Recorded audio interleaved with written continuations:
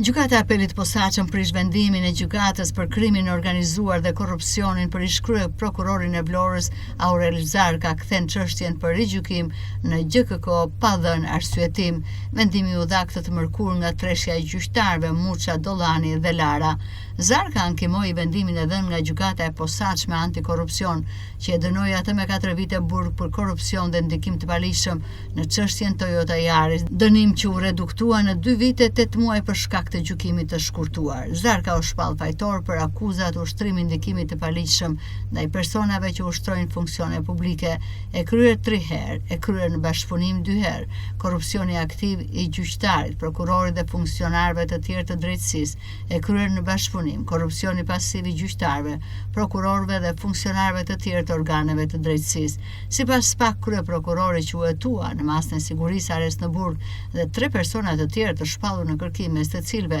edhe Eriona Daupa, ish oficer e policisë gjyqësore, dhe avokati Radovan Çela, kanë ushtruar ndikim të paligjshëm, kanë marrë rishfet, por dhe dhënë rishfet funksionarëve të drejtësisë. Sipas SPAK, Zarka me 3 të tjerët kanë ndërhyrë në 8 dosje, duke ofruar dhe premtuar përfitime të parregullta për të ushtruar ndikim te funksionarët e drejtësisë për të lehtësuar etanat, mes të cilave dhe ajo e Suel Çelës.